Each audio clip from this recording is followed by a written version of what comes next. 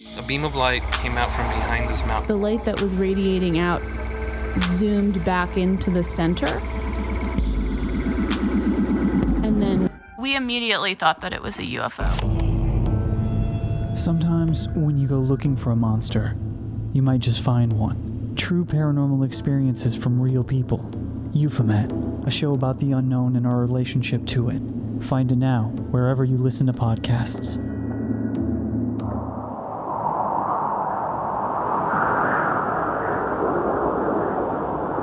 Imagine being trapped on top of a mountain in below freezing temperatures. No food to eat, no shelter for warmth, no help on the way. And you are now facing the cold hard truth that death is right around the frigid corner. It is truly the stuff of nightmares when you are nestled in your warm bed with the covers drawn snugly over your body. But imagine even worse the thought that while trapped in this nightmare scenario, your eventual death would never truly be solved. Your legacy would be frozen in a block of both tragedy and complete mystery. A mystery that was all too real for a group of Russian mountaineers who hiked the Ural Mountains in 1959, prompting one of the most gruesome and tragic discoveries in the last half-century. This is the story of Dyatlov Pass.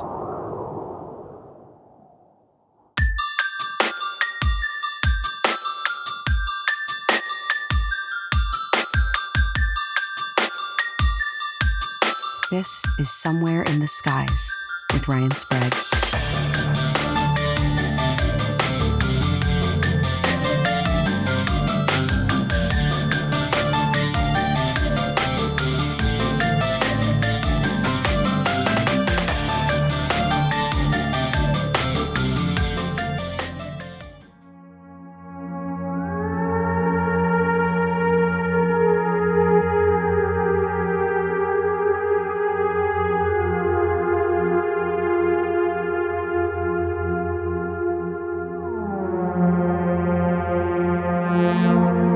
It was January 25th when 23-year-old Igor Dyatlov assembled the crew that consisted of 3 engineers and 7 students.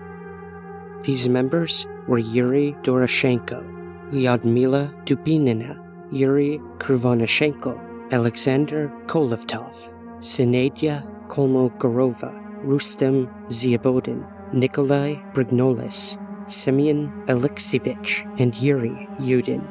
The students, highly athletic skiers from the Ural Polytechnical Institute, set off on a training expedition, preparing themselves for an even more ambitious trip to the Arctic regions in the coming months.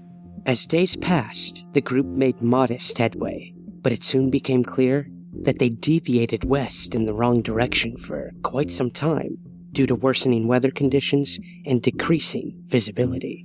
It was on February 1st that one of the team members, Yuri Yudin, decided to stay behind in the nearby settlement of Vishy due to illness. Little did Yudin know, but his decision would ultimately spare his life. The rest of the team set up camp on a nearby mountain called Kholat Syakhl, or better known to the indigenous Mansi tribe, Mountain of the Dead. The decision to set up camp here has remained questionable for some time, many wondering why they hadn't hiked about a mile more to a slightly warmer and less dangerous open space at the face of the mountain. In 2008, in an interview with the St. Petersburg Times, Yudin himself would defend the decision by Dyatlov and the team. Одежда, которая была за пределами рюкзаков, я, конечно, знал, я говорил, что это. Там все было Дятлов. Вот. Там была одна вещь чужеродная, солдатская обмотка. Postulating that he probably did not want to lose the distance they'd covered, or Dyatlov decided to practice camping on the mountain slope.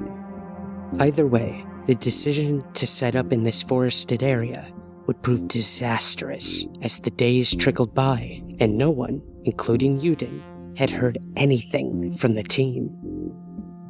As more and more time passed, the families of the members became increasingly concerned. A few days off course was typical for such expeditions, but when more than a week slipped by with not a single telegram or distress call, family members demanded a search and rescue operation by the Ural Polytechnical Institute be put into action. When they failed to produce any results on the ground, local military helicopters were sent out to search for the team. It wasn't until February 26th that the first helicopter pilot would spot something on the ground near the campsite in the forest. What the first set of investigators found was puzzling. The campsite boasted a large tent that the entire team presumably shared, and the tent appeared to have been cut apart from within. One of the members of the Polytechnic Institute, Mikhail Sharavin, accompanied the investigators. He would later explain what he first witnessed when they approached the campsite. We discovered that the tent was half torn down and covered with snow. It was empty, and all the group's belongings and shoes had been left behind. This observation continued, with investigators noting at least 8 sets of footprints leading from the tent all the way to the tree line. 2 other pairs of footprints, completely barefoot, were followed to a large pine tree, some 1,500 feet away from the tent. Under the tree, Sharavin saw the remains of a fire. But what he saw next sealed the fate of at least 2 of the members. There, in the snow, were the bodies of Krivonashenko and Yuri Doroshenko, both naked except for their underwear. Investigators would also note that the pine tree had fragments of both men's skin about 15 feet or so up in the branches, postulating that they tried to climb the tree to no avail. What exactly were they attempting to escape from? With no trace of animal prints anywhere, their lack of clothes, and the fact that they'd had time to start a fire under the tree made the investigators even more puzzled. And these were only the beginning of never-ending questions as the investigators uncovered more and more gruesome evidence of the remaining team members. About 1,000 feet from this scene lay another gruesome sight. In the wintry terrain lay the body of Dyatlov himself. One hand clung firmly to a nearby tree, while the other hand, frozen with ice, was wrapped around his head in a protective manner. Could he have been trying to stop whatever it was that Krivonashenko and Doroshenko were possibly trying to take refuge from? Not far from Dyatlov was the body of Rustam Slobodin, face down with a large gash in the side of his head. Furthest from the others was the body of Kolmogorov. Traces of blood were found around her body, yet no signs of struggle were apparent. The 5 deaths were all eventually attributed to hypothermia, but it wouldn't be until 2 months later, when the terrain thawed out, that the remaining members were to be found.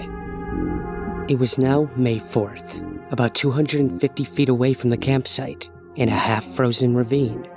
The bodies of Zolotarov, Nicholas Briganel, Kolvatov, and Dubinia were discovered.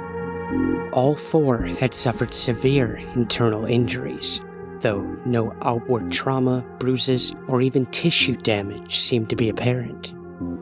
Local doctors were quoted as saying that the internal damage was equal to the effect of a car crash. Perhaps the most disturbing was that of Dubinina, who was found with her head tilted severely back and her mouth gaping wide, her tongue ripped completely out and missing. Things only spiraled further into obscurity after that. All 4 seemed to have swapped various items of clothing with one another, including items from the 2 men found mostly naked under the tree where the fire had been set up.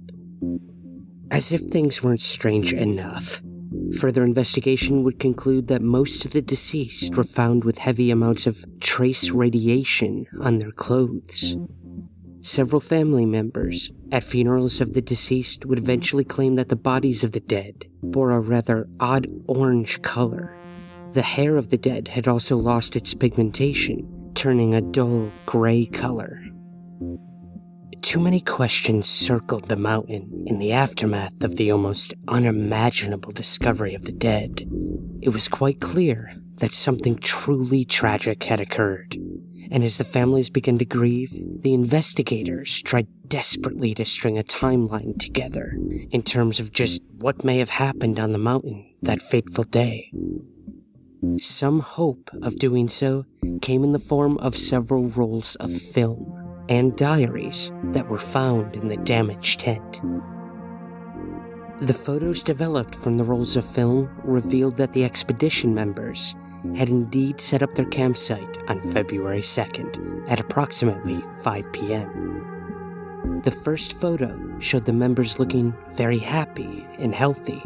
Taking into consideration the digestion of food in several team members' bodies, investigators were able to conclude that they'd eaten a meal sometime around 7 p.m. that night, and most likely went to sleep some hours later.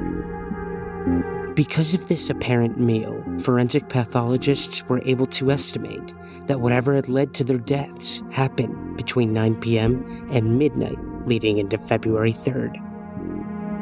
Because of the knowledge that the experienced team possessed, whatever happened that night must have sent them into a complete frenzy, fearing their lives were in great danger. While they all fled in several directions, it was also presumed that they all met under the tree where Krivonishenko and Doroshenko had been found. Perhaps they'd all started the fire together, and the two attempted to climb the tree to look for help, eventually failing. This would lead the others to seek other paths for possible rescue from whatever seemed to be the catalyst of these tragic events. With Dyatlov missing at this point, the others had possibly begun a trek back towards the tent. This is when they fell into the ravine and were unable to get out. The events of February 2nd would lead officials to close off this pass from any other outdoorsman, fearing that whatever occurred that night could possibly happen again. It remained closed for almost 3 years afterwards. The case was suspiciously closed by investigators, and any documents pertaining to the events were shipped off to a Soviet agency that is yet to be uncovered. To this day, no declassified files have ever been released on what happened on the mountain. But that didn't stop civilians from coming up with their own theories as to what may have sent the team into a panic and caused their untimely deaths. One theory was that while wandering this certain area the day prior, the skiers had unintentionally run into the indigenous Manzi tribesmen, who in their Siberian native ways didn't react too kindly to the visitors trespassing on their territory. They took matters into their own hands and attacked the skiers. A brutal game of hunter and prey occurred. But investigators were quick to dispel the rumors, stating that no trauma from humans caused the deaths of the skiers and their leader. One private investigator who spoke to former servicemen in the area said the hikers could have been killed after being mistaken for escaped prisoners from local Gulag prison camps. Or, alternatively, that they were killed in a cleanup operation after a series of military exercises. Siberia, at the time of the tragedy, was still a land of the Gulag. Many political prisoners were released in 1953 through 1956. But criminals were still behind bars. Many small concentration camps were dispersed all over the region. The closest was Ivlak, situated just a few miles from the site of the tragedy. Although it's true that there were no escapes around the time of the tragedy, it doesn't mean that it never happened before. History knows many examples when prisoners would escape and go into hiding for years and even decades at a time. They could have easily missed the death of Stalin in 1953 and subsequent amnesty to all political prisoners.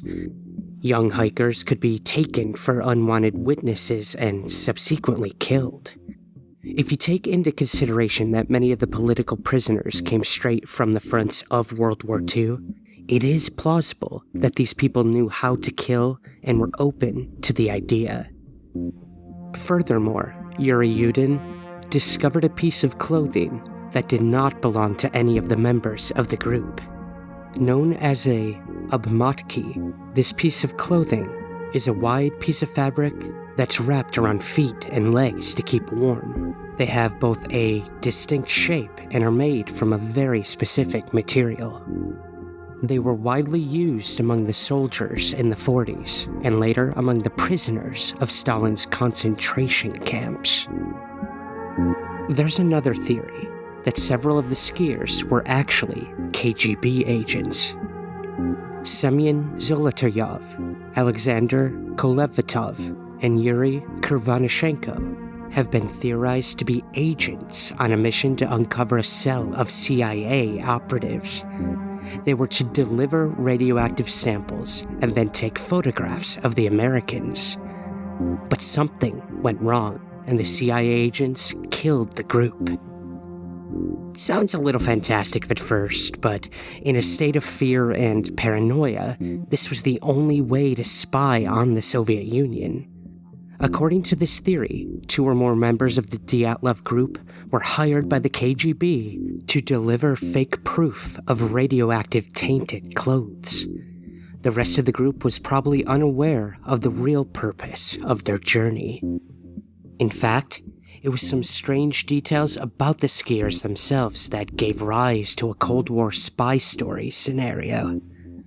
Zolotaryov, a 37-year-old bachelor and instructor at a different tour base, had joined the group at the very last minute. He was a veteran with years of combat experience. Archives of the Ural Polytechnical Institute revealed a remarkable detail about Alexander Kolevatov. Before transferring to the physics technical department at the UPI, he worked in Moscow as a laboratory assistant in a top-secret scientific facility, an unnamed atomic institute known as P.O. Box number 3394. And Yuri Kurvanyshenko worked in a most notorious P.O. box, the plant Mayak, where a massive nuclear disaster, second in severity only to Chernobyl, occurred in 1957. The background of all three and their coming together for this trip seemed to be more than just sheer coincidence. The true objective of the ski trek, unbeknownst to the other 7 members, was to deliver radioactive samples to a group of agents of the CIA and to take pictures of the spies. This was all disguised as a normal hiking trip, but when the meeting went south for some reason, the Americans realized that the trio was playing a double game. A conflict ensued. A fight, torture, and the brutal massacre of the entire group led to the gruesome findings of the entire crew left for dead. A bit more on the prosaic side, let's say. Here's another theory. Could this all have just been a very unfortunate accident due to an avalanche? While the area was not prone to avalanches, it isn't out of the realm of possibility. Although the hikers' diaries report a fairly thin snow cover. However, small avalanches could still prove to be highly dangerous. A portion of the upper layer of snow could simply shift and roll over the hikers as a slab of thick snow. This could damage the tent and create havoc among the hikers who were suddenly trapped underneath several feet of snow.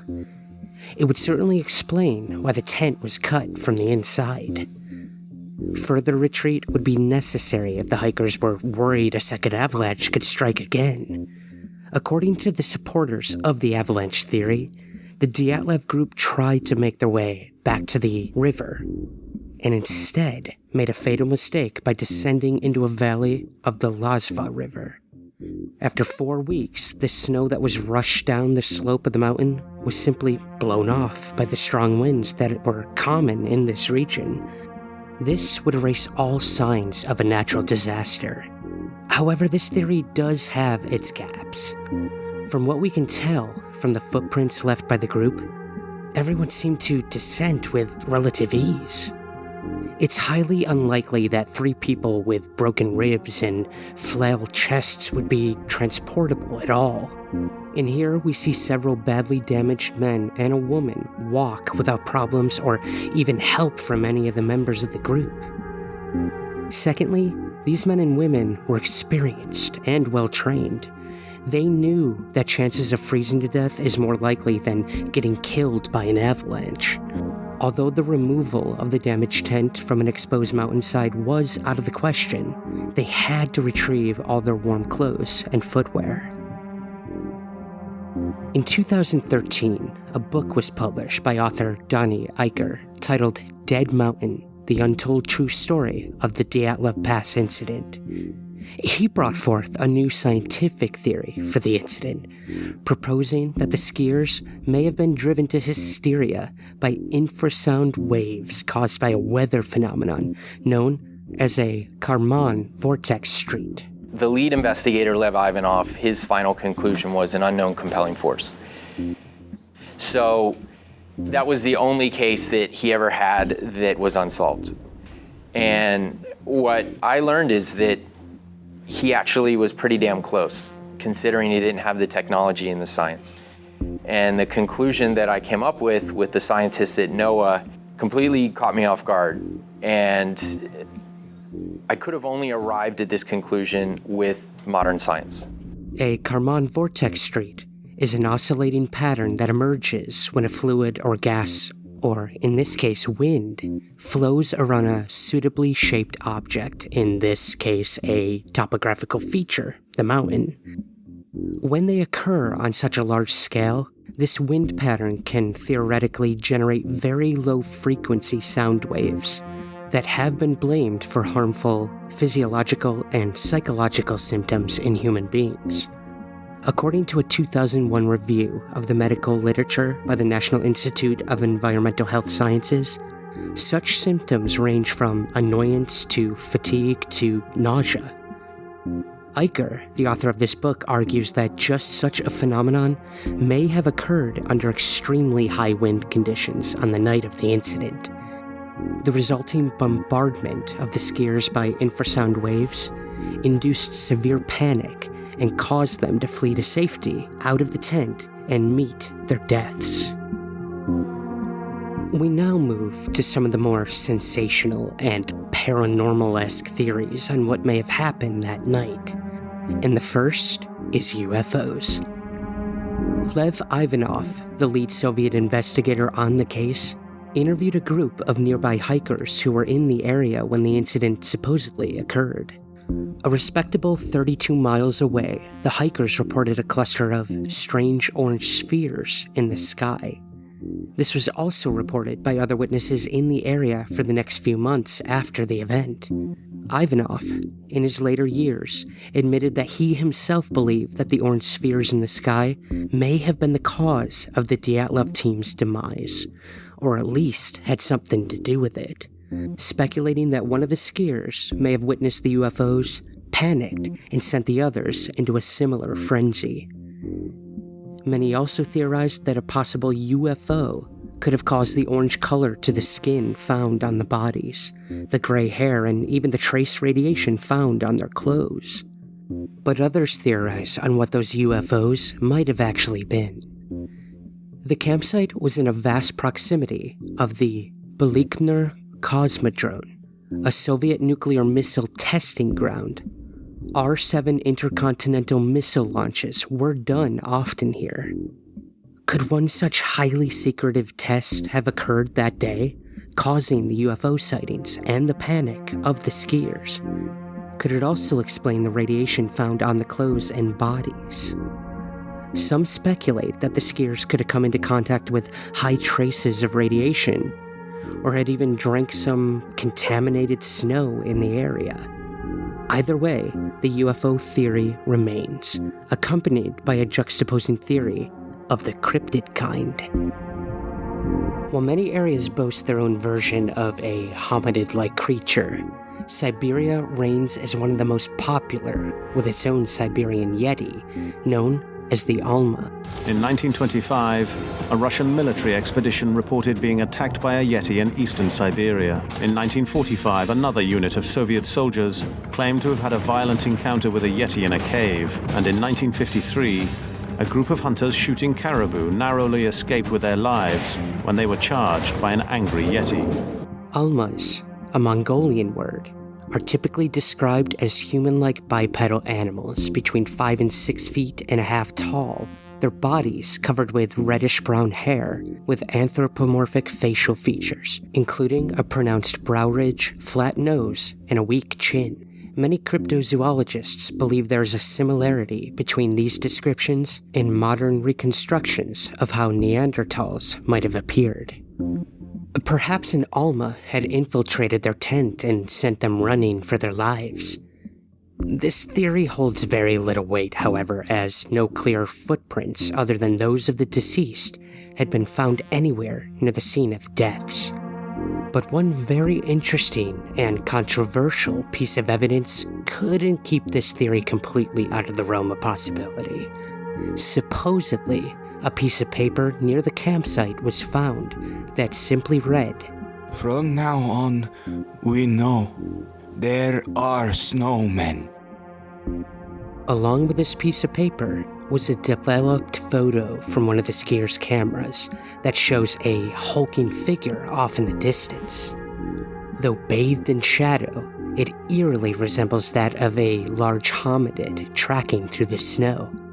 However, the source of this photo has never been confirmed as authentically coming from the film of that of the skiers. Other various theories have been brought forth, involving top-secret government projects being tested in the area. This can't be completely ruled out, as many investigators have alluded that teams were sent in to investigate long before the campsite was said to have originally been discovered with the grisly scenes of death. An extra pair of skis and even fabric from military-like uniforms had been found near the campsite, as mentioned before. But just like the other theories before these, none of this can be irrefutably proven, once again leaving us to spin our imaginations into overdrive in terms of a possible answer to this tragedy. And even with ongoing investigations of what may have happened that night continue, we may truly never know what happened. Perhaps we should first and foremost keep this word in mind: tragedy. Besides the memories of friends and family, a rusted plaque and memorial stone remain the only physical remembrance of those who lost their lives that day. It is truly a horrific set of events that caused the deaths of those on the Dyatlov Pass. Perhaps it could best be summed up by the late Yuri Yudin, the only member who dodged the terrible fate that night.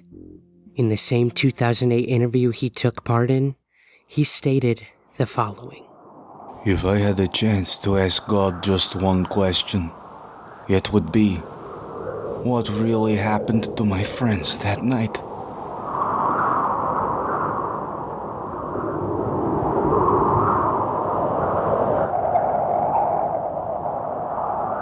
Somewhere in the Skies is produced by Third Kind Productions in association with the Entertainment One Podcast Network. To learn more, visit entertainmentonepodcast.com.